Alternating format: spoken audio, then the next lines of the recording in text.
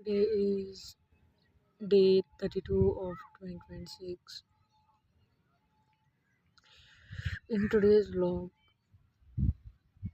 basically, I want to discuss why sometimes staying quiet is really not an option anymore, that you have to do something about it.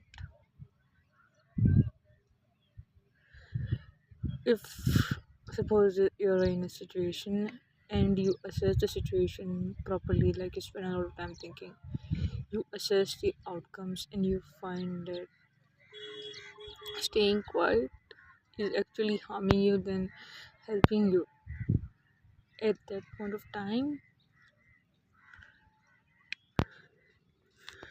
it's better to raise your voice, use it to help yourself.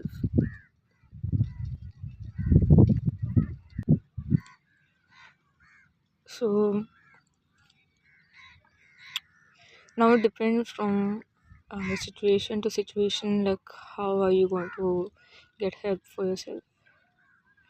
It's always better to read through the regulations that protect that have um, listing of what uh, protection the person has in that particular environment. If it's an employee in a particular company, there are regulations to protect the employee. If it's a student in an institute, there are regulations to protect the student. Now, what if the institute fails despite having all the regulations in place? Then you go to higher up, that is the board, like either if it's a institute that is either AICTE, the university if it's an affiliated university that which holds it accountable if it is not an autonomous institute. So autonomous institutes, they have their own regulations. So if there is no affiliating university, so there's no other university that can hold them accountable. So what to do in that case? If it's an autonomous university, then you reach out to AICTE board, or you can file a complaint under the AICTE or UGC, because it is either affiliated to AICTE or UGC. What if the boards are also not doing enough? Then comes the judicial system, that is your high courts, your supreme courts, which um take these cases, because it's always better to speak for your own safety if keeping quiet is harming you rather than keeping you safe. So always know your rights, know the process, document everything, all the evidences, so that they cannot say that you are lying or you don't have enough evidence, you're making up things. Also,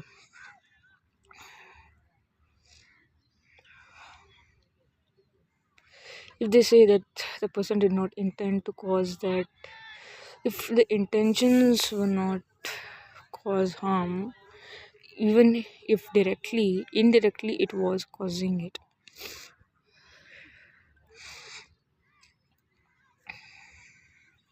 and they cannot deny it. If it's a mentor causing it, and if it's not a new person, like someone who's been in that industry, I think they should basically know how to deal with students and how their behavior is affecting students, because if they do not, they should be the ones who should be, like, trained on how to deal with students, how to take care of them, because as per the latest regulations of the Supreme Court, it is mandatory that the faculties, they will have to go through a mandatory training twice, after like every 2 years or something, because they really need to know, like, how to treat students. Because if this was unintentional,